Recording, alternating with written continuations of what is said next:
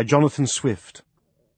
In Gulliver's Travels, Swift exposes the corruption and defects in England's political, social and economic institutions. The work centres on the 4 imaginary voyages of Lemuel Gulliver, the narrator, a well-educated but unimaginative ship surgeon. Each of these voyages takes Gulliver to a different remarkable and bizarre world. During his stays in these imaginary lands, Gulliver is led toward realizations about the flawed nature of the society from which he had come, and he returns to England filled with disillusionment. From A Voyage to Lilliput. After being shipwrecked, Gulliver swims to shore and drifts off to sleep. When he awakens, he finds that he has been tied down by the Lilliputians, a race of people who are only 6 inches tall. Though he is held captive and his sword and pistols are taken from him, Gulliver gradually begins to win the Lilliputians' favour because of his mild disposition, and he is eventually granted his freedom. Through Gulliver's exposure to Lilliputian politics and court life, the reader becomes increasingly aware of the remarkable similarities between the English and Lilliputian affairs of state. The following excerpt begins during a discussion between the Lilliputian Principal Secretary of Private Affairs and Gulliver concerning the affairs of the Lilliputian Empire. "We are threatened with an invasion from the island of Blefuscu, which is the other great empire of the universe, almost as large and powerful as this of His Majesty. For as to what we have heard you affirm, that there are other kingdoms and states in the world, inhabited by human creatures as large as yourself, our philosophers are in much doubt, and would rather conjecture that you dropped from the moon, or one of the stars, because it is certain that 100 mortals of your bulk would in a short time destroy all the fruits and cattle of His Majesty's dominions. Besides, our histories of 6,000 moons make no mention of any other regions than the 2 great empires of Lilliput and Blefuscu, which 2 mighty powers have, as I was going to tell you, been engaged in a most obstinate war for 36 moons past. It began upon the following occasion. It is allowed on all hands that the primitive way of breaking eggs, before we eat them, was upon the larger end. But His present Majesty's grandfather, while he was a boy, going to eat an egg, and breaking it, according to the ancient practice, happened to cut one of his fingers. Whereupon the Emperor, his father, published an edict commanding all his subjects, upon great penalties, to break the smaller end of their eggs. The people so highly resented this law that our histories tell us there have been 6 rebellions raised on that account, wherein one emperor lost his life and another his crown. These civil commotions were constantly fomented by the monarchs of Blefuscu, and when they were quelled, the exiles always fled for refuge to that empire. It is computed that 11,000 persons have, at several times, suffered death, rather than submit to break their eggs at the smaller end. Many hundred large volumes have been published upon this controversy, but the books of the big Indians have long been forbidden, and the whole party rendered incapable by law of holding employments.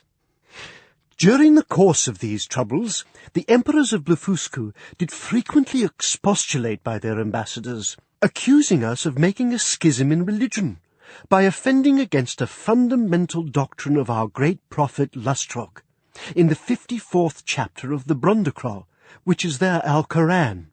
This, however, is thought to be a mere strain upon the text, for the words are these: that all true believers shall break their eggs at the convenient end, and which is the convenient end seems, in my humble opinion, to be left to every man's conscience, or at least in the power of the chief magistrate to determine.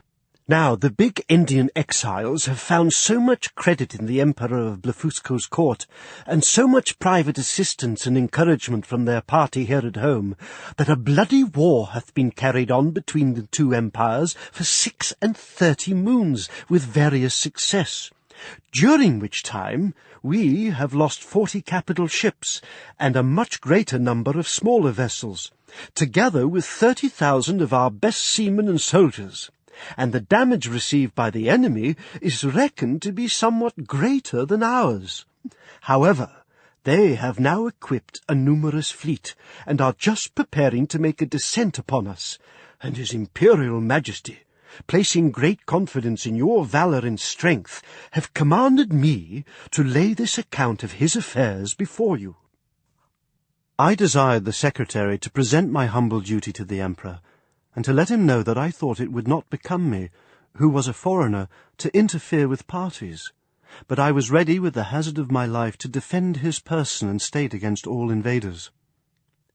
The Empire of Blefuscu is an island situated to the north-northeast side of Lilliput, from whence it is parted only by a channel of 800 yards wide.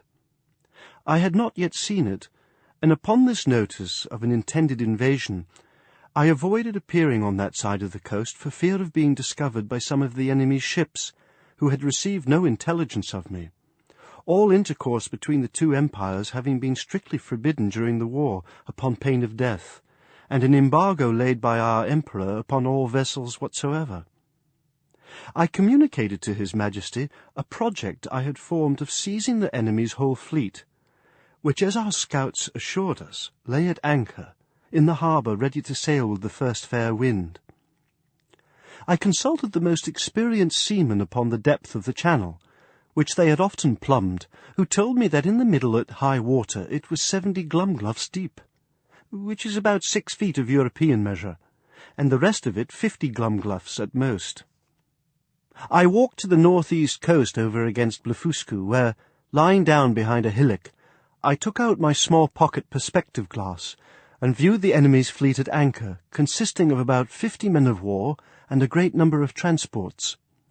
I then came back to my house and gave order, for which I had a warrant, for a great quantity of the strongest cable and bars of iron. The cable was about as thick as pack-thread, and the bars of the length and size of a knitting needle. I trebled the cable to make it stronger, and for the same reason I twisted 3 of the iron bars together, bending the extremities into a hook. Having thus fixed 50 hooks to as many cables, I went back to the north-east coast, and putting off my coat, shoes, and stockings, walked into the sea in my leather jerkin, about half an hour before high water. I waded with what haste I could, and swam in the middle about 30 yards until I felt ground. I arrived at the fleet in less than half an hour.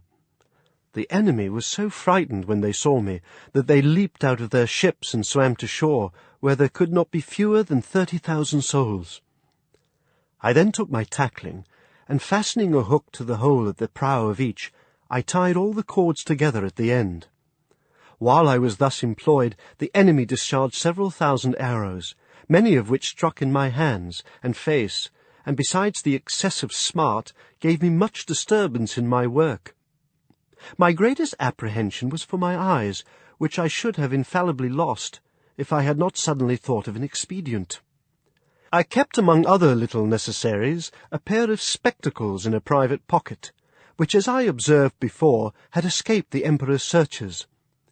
These I took out and fastened as strongly as I could upon my nose, and thus armed went on boldly with my work, in spite of the enemy's arrows, many of which struck against the glasses of my spectacles, but without any other effect further than a little to discompose them. I had now fastened all the hooks, and taking the knot in my hand began to pull, but not a ship would stir, for they were all too fast held by their anchors, so that the boldest part of my enterprise remained. I therefore let go the cord, and, leaving the hooks fixed to the ships, I resolutely cut with my knife the cables that fastened the anchors, receiving above 200 shots in my face and hands.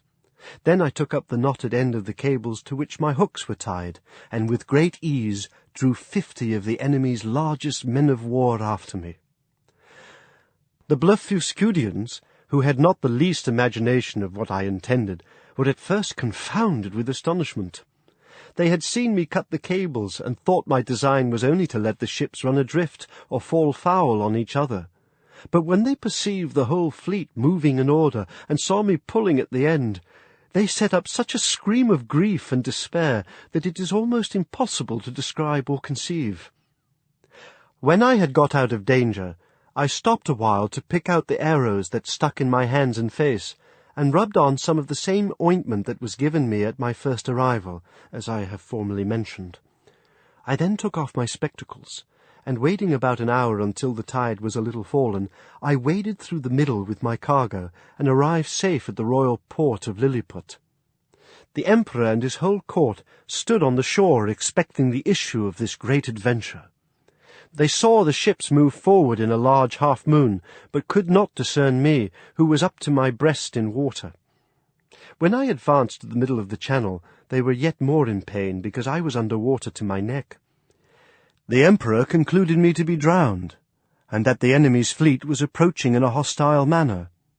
But he was soon eased of his fears, for the channel growing shallower every step I made, I came in a short time within hearing, and holding up the end of the cable by which the fleet was fastened, I cried in a loud voice, "Long live the most puissant Emperor of Lilliput!" This great prince received me at my landing with all possible encomiums, and created me a nardac upon the spot, which is the highest title of honour among them.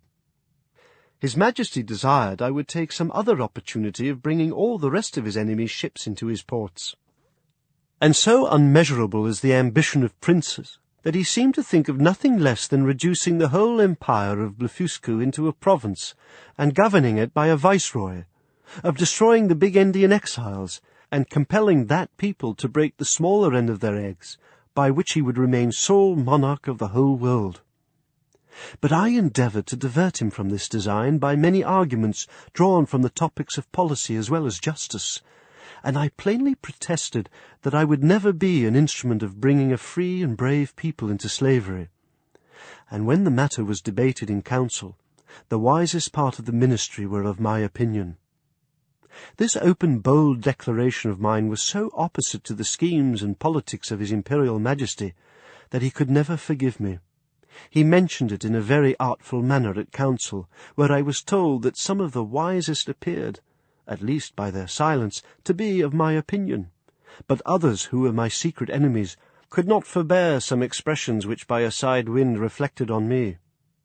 And from this time began an intrigue between his Majesty and a junta of ministers maliciously bent against me, which broke out in less than 2 months, and had like to have ended in my utter destruction. Of so little weight are the greatest services to princes, when put into the balance with a refusal to gratify their passions.